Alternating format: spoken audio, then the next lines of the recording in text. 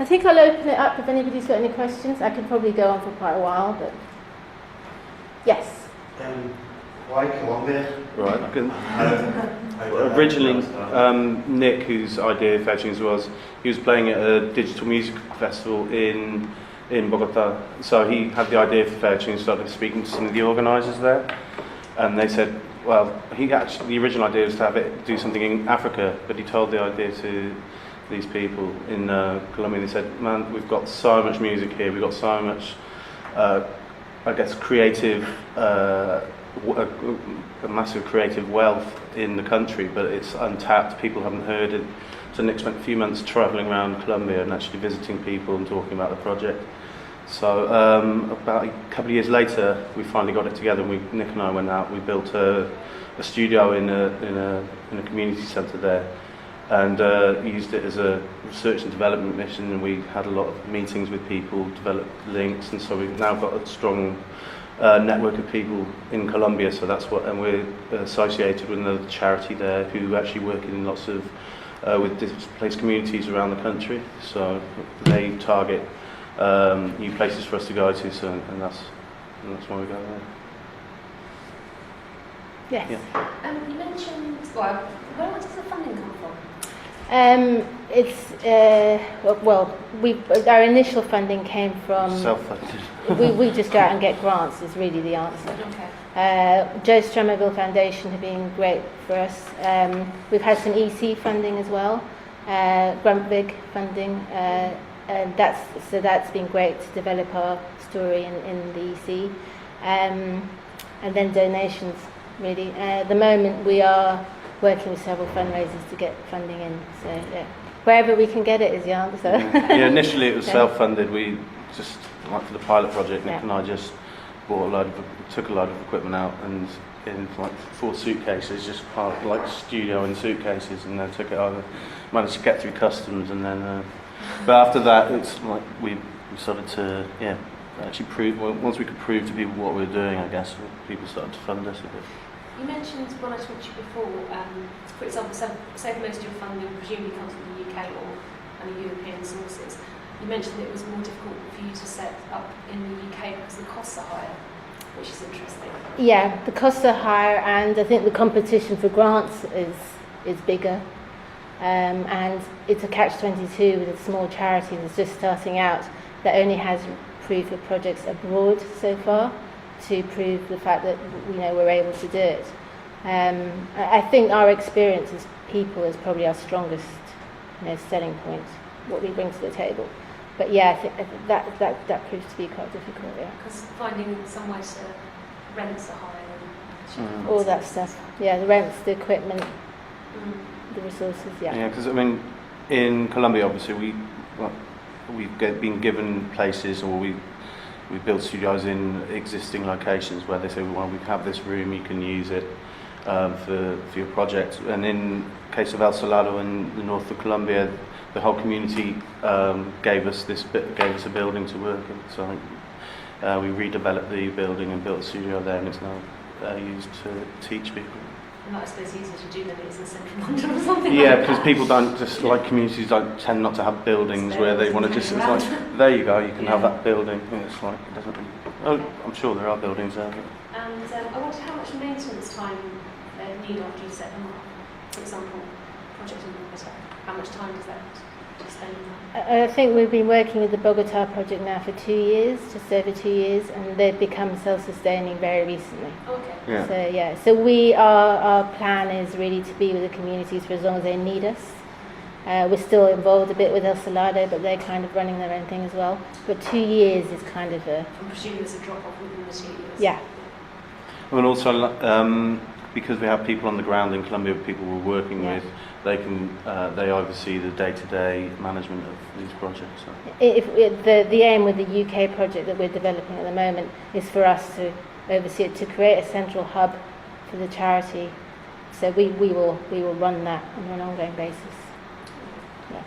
One of the projects that we worked on was called Access to Music in the UK, and we were doing that in youth centres and with Cub Scouts and Brownies and other youth groups. And one of the things that we found was that that there were quite a lot of the young people who were really into playing instruments and singing, wanted to get on with that, but actually making modern music requires a high level of technical expertise.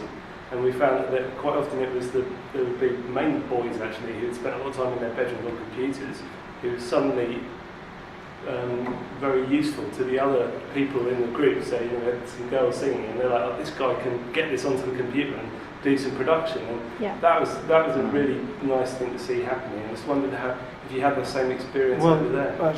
I mean, especially like in Bogota, I mean, two very different places, El Salvador and Bogota. Bogota is an urban metropolis, and it has access to electricity, amongst other things, and internet. And people manage to get, like in the barrios, people do manage to get hold of cracked software, and they do. So they're largely self-taught, but they manage to make hip hop. And I guess ICT, well, the development of technology in general, has actually allowed people to be able to make music in their bedrooms and actually be able to produce their own music. But what we've been able to do is actually teach them, take them another level. Nick, like the training sessions that Nick did, really took them to another level. But they really came out of bedrooms and not knowing, sort of knowing how to use it, but not really knowing. So it's like it's been quite successful in that sense. Whereas in El Salvador, we went there going, okay, we're going to teach you how to right, yeah, actually you have to teach you how to use a mouse first, and say, actually, this is a computer and this is what it does. But they pick it up really quickly. Well, the thing with music is if you love it and you want to do it, and lots of young people do, then they will apply themselves to it. You know? Yeah. What sort of tools and software did you find most useful? For we use Pro Tools mostly. Okay. Yeah. Straight in with a deep. Yeah. Yeah. Okay. That's interesting. But I mean, what we did, like the first time we went over, Nick taught a lot of people who we now work with.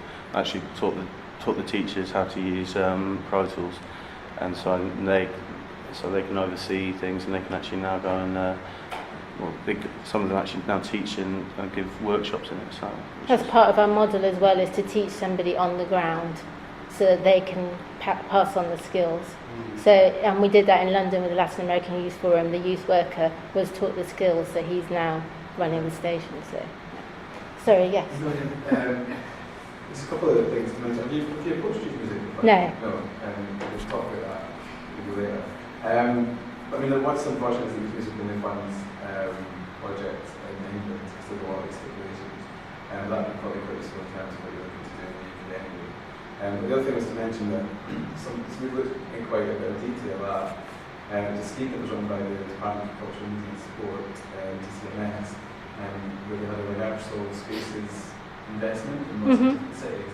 And we've worked quite closely with colleagues in Cornwall, which is when they had basically a back of the van rehearsal studio where they travelled around all the really isolated parts of Cornwall to get the kids there. They didn't have any access at all in terms of technology access to do it. So it sounds like that's a similar concept. And I think we've got a similar van type model in Cumbria or Northumbria, I don't remember exactly where. But that seems like as well, I mean, it would be a good and fairly straightforward thing for you to do, to kind of look up with those guys and say, you know, what have you learned and how could you help inform or maybe get sort of exchanging the knowledge that you've got from those two quite different environments. Yeah. That's another kind of key way where I think ICT could, or certainly using the network or something similar could kind of help you connect. That's a great one, thank you. Can I just add, there's a bus that was round the Tower Hamlets as well.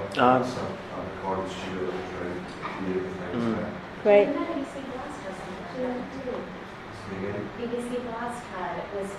Yeah. So it might be worth asking. They've gone there. Run through the music service. Yeah. One of the things we're thinking of doing is, because we're very involved with Glastonbury, I was saying one of our directors runs a field there, and Fairtunes has had a presence there a couple of years running, and we're thinking of setting up a crate, essentially, what's it called, a container, and a studio in a container.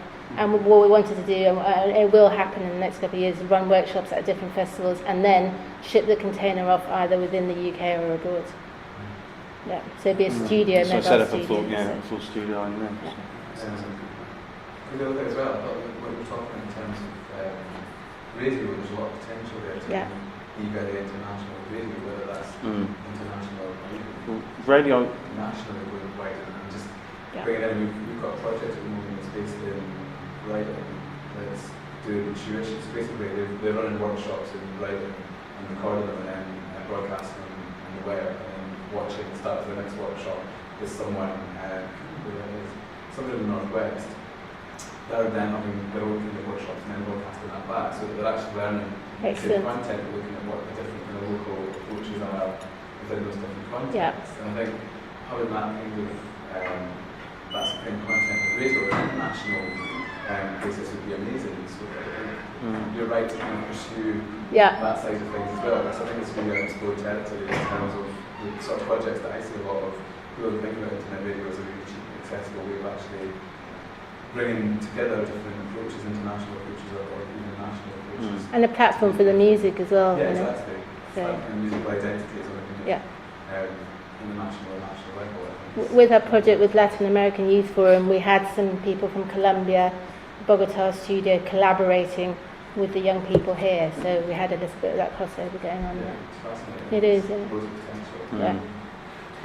It's really good to hear of a project which is engaging people straight away.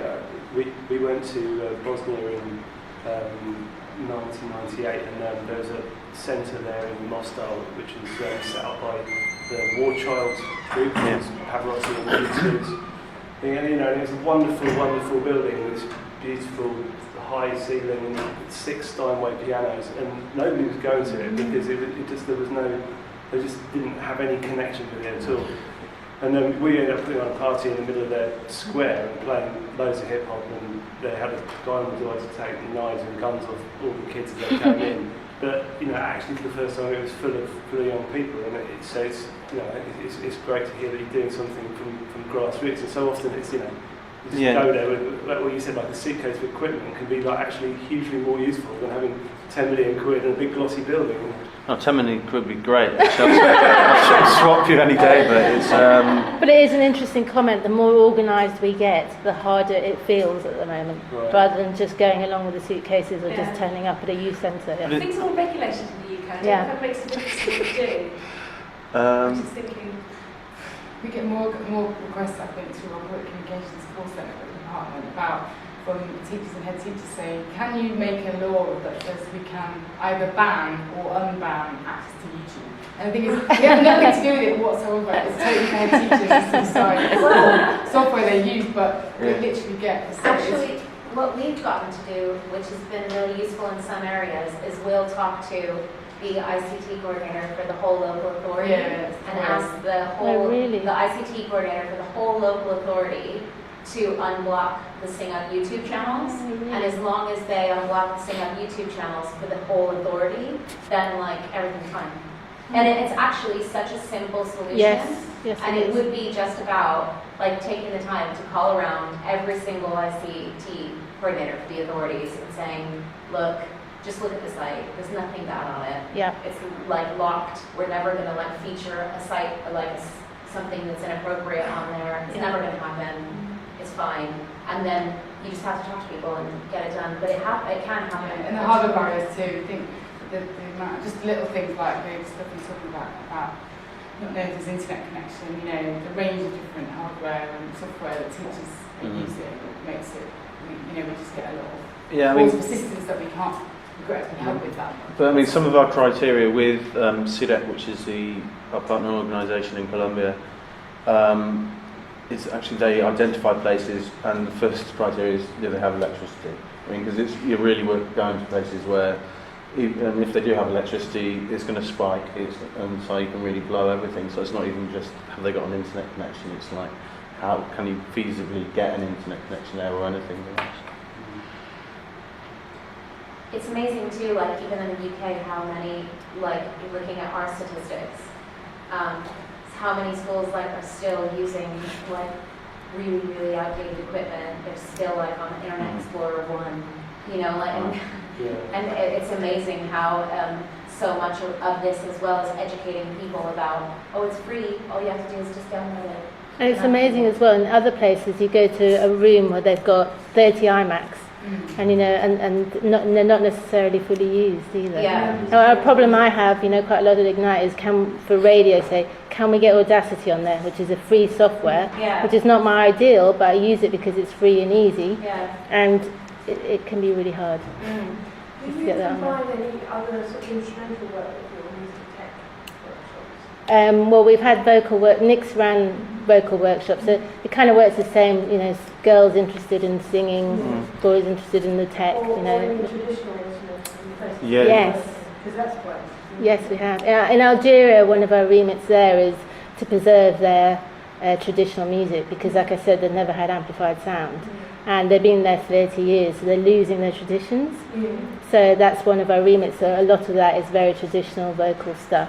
And in El Salvador, or in Colombia as well, traditional instruments are a major part. And we work, and I know some people over there, and their projects, which we always talk about linking, but they go out to the rainforests and they record indigenous tribes, and they I guess it's cultural, it's their cultural heritage. So actually, because they become displaced and they move to the cities, and it's their heritage, their history, but in the form of song, and they record the songs so they actually have it to be able to play to their. Does that ever combine in a way with the kind of hip hop side of things, or are they Yeah, separate? big time actually. It's quite a big thing in Bogota to actually, or in Colombia to sort of like hip hop, but with traditional instruments and things like that. Yeah. it's the same here with the Latin American Youth Forum because they're first generation, most of the young kids. So they still listen to popular Latin music,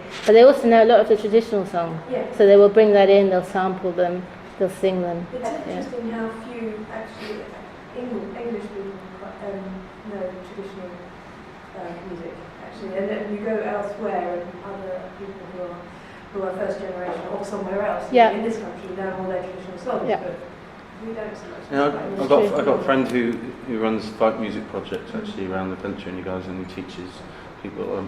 I think they teach Morris dancing as well, but he plays the accordion and that. But he's quite involved in that sort of thing. Have you got any tracks to listen to? Yeah. Sure. In fact, we've got Carmelo. We have as got well. Carmelo, yeah. Do you use your sort of technical expertise to try and promote these people like to a wider audience using the net and things like that? That is something which we'd love to be able to do.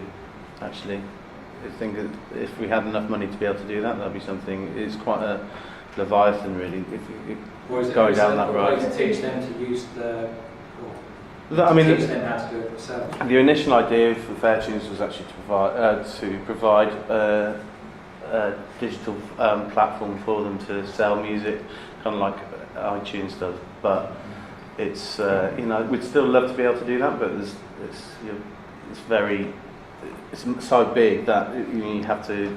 So you need legal, you need everything. Is there a way to sort of link them to already existing things like Bandcamp? Yeah, I guess. It's something which we've been talking about. We'd love to go down that road eventually, actually. As part of the workshops that we do, I think it comes naturally to say, okay, now what can you do? So in that sense, yes, put your music up on SoundCloud, go and find all these different free sites, interact with other musicians, put them in touch with people, and we keep in touch with them as well.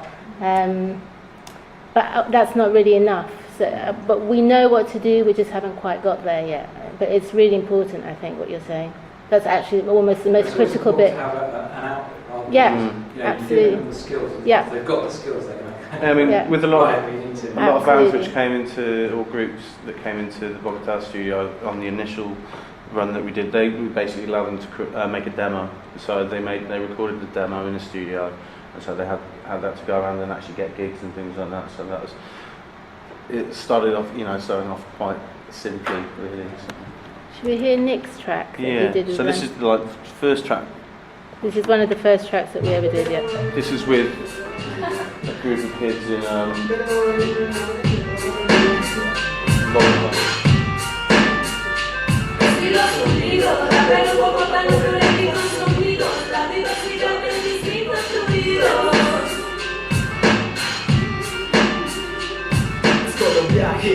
directo del callejón, se enamora mi tierra que nace de corazón.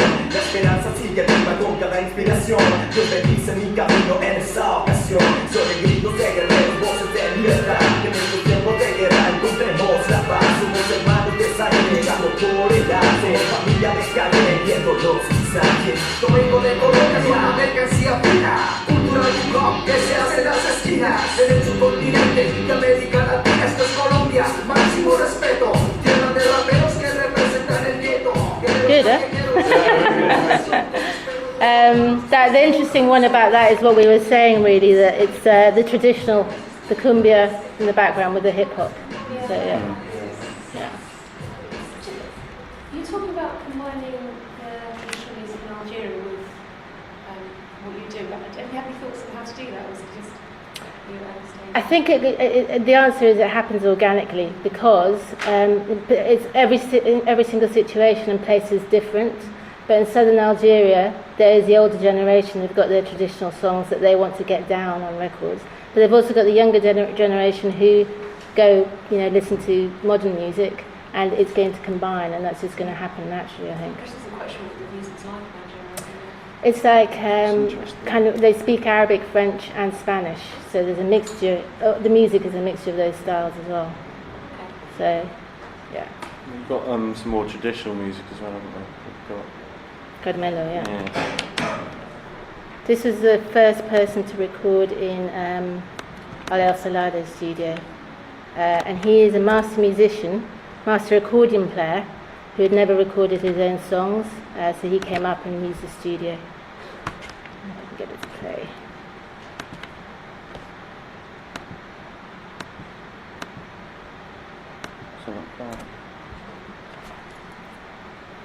Volume? No idea, sorry. I can't really see it from here because it's got too down. Yeah.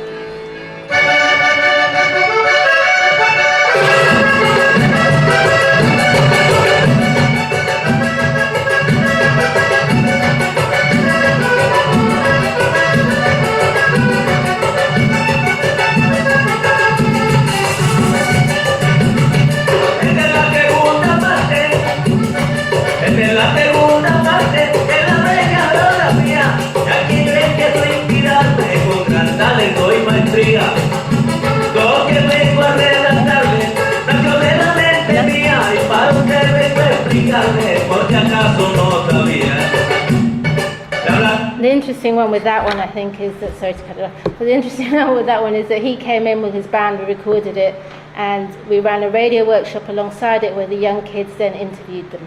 So we kind of mixed it all up together. Yeah. Do you get like sponsorship from, say, from Avid or Pro Tools yet? No. We've tried. We've tried. Well, yeah. There is a possibility for Pro Tools that we're pursuing at the moment.